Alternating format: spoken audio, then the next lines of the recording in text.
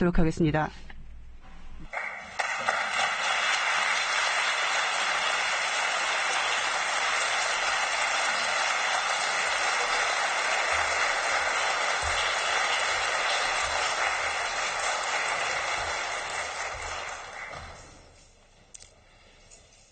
존경하는 국왕님, 안드레아스 노를리엔 의장님, 총리님과 의원 여러분, 내외 기빈 여러분, 구모롬, 노벨 평화상 수상자 알바 미르달 여사는 바로 이 자리에서 전 세계 군축을 위해 노력하겠다고 처음으로 선언했습니다. 한국의 김대중 대통령도 노벨 평화상 수상 직후 바로 이 자리에서 한반도 평화 비전을 재차 천명했습니다. 그로부터 19년이 흘렀는데 한반도 평화에 얼마나 진전이 있었는지 되돌아보게 됩니다. 유서 깊은 스웨덴 의사당에서 연설하게 되어 영광입니다. 따뜻하게 반겨주시고 연설의 기회를 주신 스웨덴 국민과 국왕 외분, 의원님들께 진심으로 감사드립니다. 스웨덴은 대한민국의 오랜 친구입니다. 한국 전쟁 때 야전 병원단을 파견해서 2만 5천 명의 유엔군과 포로를 치료하고 한국의 국립중앙의료원 설립을 도왔습니다. 민간 의료진들은 전쟁 후에도 부산에 남아 수교도 맺지 않은 나라의 국민을 치료하고 위로했습니다. 스웨덴은 한국인에게 오랫동안 이상적인 나라였습니다. 1968년 한국이 전쟁의 상처 속에서 민주주의를 꿈꾸던 시절, 한국의 시인 신동엽은 스웨덴을 묘사한 시를 썼습니다. 그 시의 일부를 읽어보겠습니다.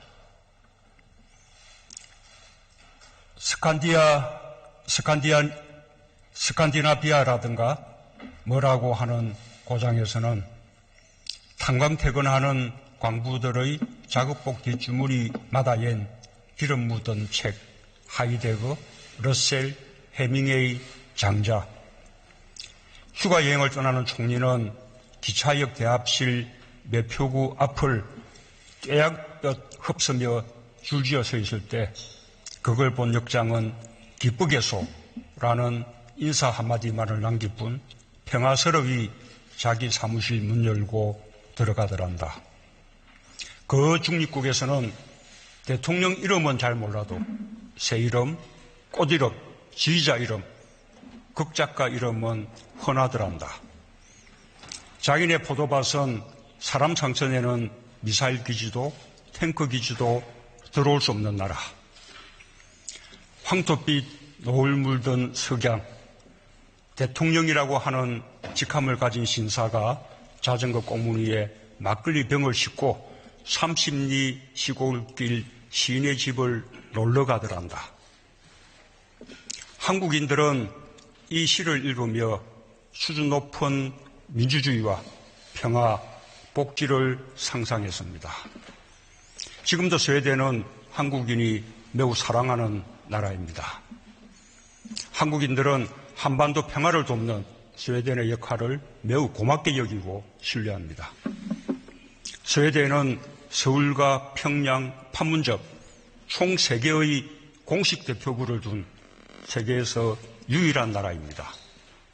북한 역시 스웨덴의 중립성과 공정함에 신뢰를 보여주고 있습니다. 이 자리를 빌려 지난 70년 동안 한반도 평화를 위해 변함없는 성의를 보내준 스웨덴 국민과 지도자들께 경의를 표하며 한국 국민의 뜨거운 우중의 인사를 전합니다. 의원 여러분, 내외 기빈 여러분, 스웨덴과 대한민국은 유라시아 대륙의 반대편에 위치한 지리적으로 아주 먼 나라이지만 서로 닮은 점이 많습니다.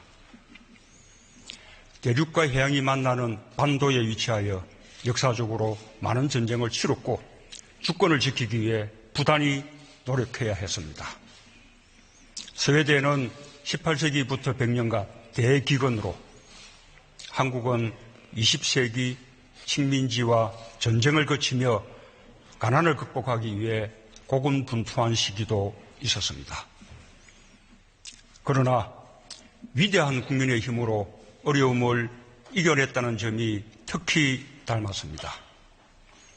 근면과 불굴의 의지를 가진 양국 국민은 제조업을 중심으로 가난한 나라를 잘 사는 나라로 일으켰습니다.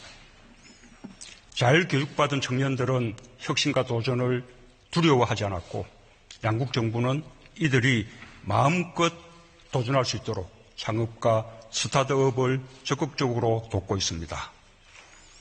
문화를 사랑하는 양국 국민이 이룬 예술적 성취 역시 놀랍습니다. 양국의 문화예술은 세계인의 사랑을 받고 있습니다.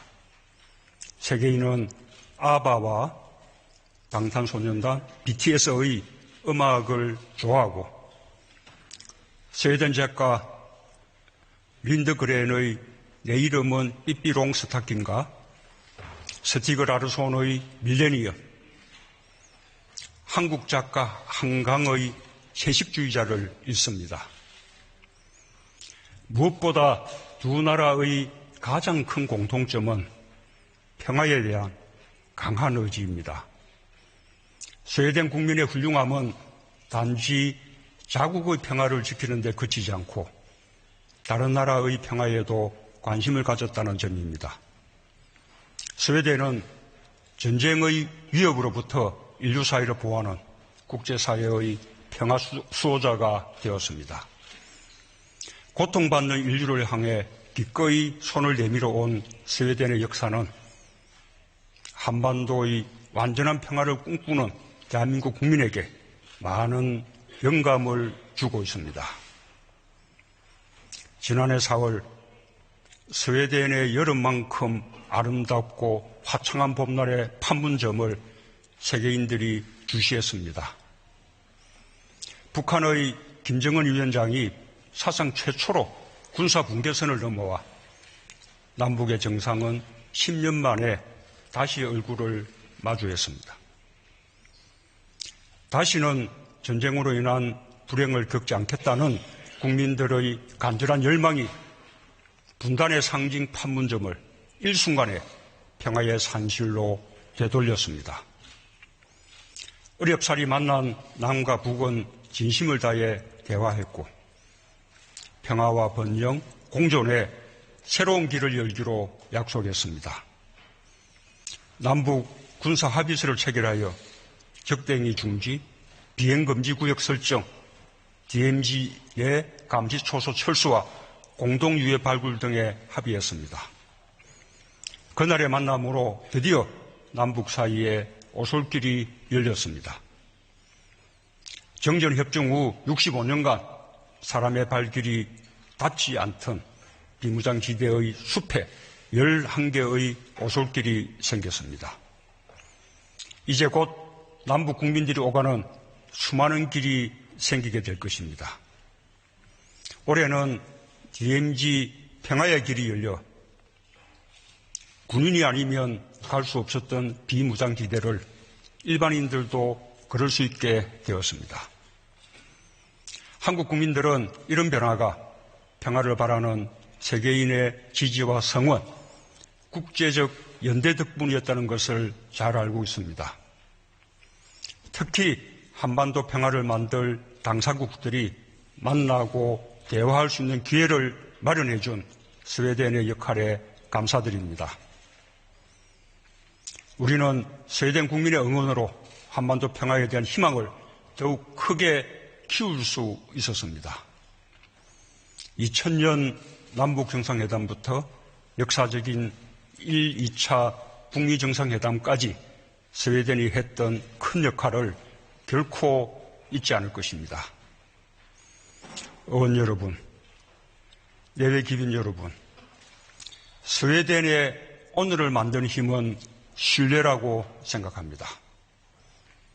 스웨덴 국민은 서로를 신뢰하고 정부와 기업을 신뢰합니다. 1938년 역사적인 살트-세바덴 협약과 같이 노사가 합의를 거쳐 결정을 도출하고 결정이 내려지면 모두가 받아들이고 실행하는 지혜가 정착되어 있습니다. 스웨덴의 신들러라고 부르는 라울 발렌베리와 하얀 버스로 2차 세계대전 전쟁 포로를 구출한 폴케 베나도트의 활약은 개인이 어려움을 겪을 때 누군가가 나서서 도울 것이라는 믿음을 가져왔습니다. 스웨덴의 국민은 좋은 사회가 되려면 구성원 모두가 기여해야 한다는 것에 동의하고 실천하고 있습니다. 지구촌의 평화도 같다고 생각합니다. 지구촌의 평화를 위해서도 모든 나라의 기여가 필요합니다. 스웨덴은 개발 기술을 가지고 있었지만 핵무기 보유를 포기했습니다. 새로운 전쟁의 위협에 대한 대처 방안으로 핵으로 무장하기보다 평화적인 군축을 제시하고 실천한 것은 스웨덴다운 선택이었습니다. 스웨덴이 어느 국가보다 먼저 핵을 포기할 수 있었던 데는 인류가 새로운 미래를 만들 수 있다는 신뢰를 가졌기 때문입니다. 세계가 궁극적으로 평화를 통한 번영을 선택할 것이라는 신뢰였습니다. 핵 확산 방지 활동, 최고 수준의 공적 개발 원조 등을 통해 스웨덴은 자신의 신뢰를 실천하고 있습니다. 지금 세계는 스웨덴을 따라 서로에 대한 신뢰를 키우고 있습니다. 인류애와 평화에 앞장서고 있는 스웨덴 국민께 경의를 표합니다. 의원 여러분, 예배 기빈 여러분, 저는 스웨덴의 길을 믿습니다. 한반도 역시 신뢰를 통해 평화를 만들고 평화를 통해 신뢰를 더욱 단단하게 만들어야 합니다. 저는 오늘 이 자리에서 남과 북 간의 세 가지 신뢰를 제안합니다. 첫째, 남과 북 국민 간의 신뢰입니다. 평화롭게 잘 살고자 하는 것은 남북이 똑같습니다. 헤어져서 대립했던 70년의 세월을 하루아침에 이어부실 수 없는 것도 사실입니다. 차이가 크게 느껴질 때도 있고 답답할 때도 있을 것입니다. 그러나 남북은 단일 민족 국가로서 반만년에 이르는 공통의 역사가 있습니다. 대화의 창을 항상 열어두고 소통하기를 포기하지 않는다면 오해는 줄이고 이해는 넓힐 수 있습니다. 세 차례 남북 정상회담을 통한 대화는 이미 여러 변화를 만들어내고 있습니다. 군사 분계선에서의 적대 행위가 중단되었습니다. 남북의 도로와 철도가 연결되고 있습니다. 적병 지역의 등대에 다시 불을 밝혀 어민들이 안전하게 고기잡이에 나설 수 있게 되었습니다. 작지만 구체적인 평화, 평범한 평화가 이루어지고 있습니다. 이런 평범한 평화가 지속적으로 쌓이면 적대는 사라지고 남과 북의 국민들 모두 평화를 지지하게 될 것입니다. 그것이 항구적이고 완전한 평화의 시작이 될 것입니다. 둘째, 대화에 대한 신뢰입니다. 세계는 남과 북이 평화롭게 공존하기를 원합니다. 어떤 나라도 남북 간의 전쟁을 원하지 않습니다. 한반도의 평화가 무너지면 동북아 전체의 평화와 안정이 무너지고 전 세계에 엄청난 재앙이 될 것입니다. 어떤 전쟁도 평화보다는 비싼 비용을 치르게 된다는 것이 역사를 통해 인류가 터득한 지혜입니다. 한반도의 평화를 지지하는 것은 남북은 물론 세계 전체의 이익이 되는 길입니다. 평화는 평화로운 방법으로만 실현될 수 있습니다. 그것이 대화입니다. 북한의 평화를 지켜주는 것도 핵무기가 아닌 대화입니다. 이는 한국으로서도 마찬가지입니다. 남북 간의 평화를 궁극적으로 지켜주는 것은 군사력이 아니라 대화입니다. 서로의 체제는 존중되어야 하고 보장받아야 합니다. 그것이 평화를 위한 첫 번째이며 변할 수 없는 전제입니다. 북한이 대화의 길을 걸어간다면 전 세계 어느 누구도 북한의 체제와 안전을 위협하지 않을 것입니다. 북한은 대화를 통한 문제 해결을 신뢰하고 대화 상대방을 신뢰해야 합니다. 신뢰는 상호적이어야 합니다. 그것이 대화의 전제입니다. 한국 국민들도 북한과의 대화를 신뢰해야 합니다. 대화를 불신하는 사람들이 평화를 더디게 만듭니다. 대화만이 평화에 이르는 길임을 남북한 모두 신뢰해야 할 것입니다. 셋째, 국제사회의 신뢰입니다. 반만년 역사에서 남북은 그 어떤 나라도 침략한 적이 없습니다. 서로를 향해 총부리를 겨눈 슬픈 역사를 가졌을 뿐입니다. 그러나 우발적인 충돌과 핵무장에 대한 세계인의 우려는 계속되고 있습니다. 국제사회의 제재를 풀기 위해서는 이 우려를 불식시켜야 합니다. 북한은 완전한 핵폐기와 평화체제 구축 의지를 국제사회에 실질적으로 보여줘야 합니다. 국제사회의 신뢰를 얻을 때까지 양자대화와 다자대화를 가리지 않고 국제사회와 대화를 계속해야 합니다.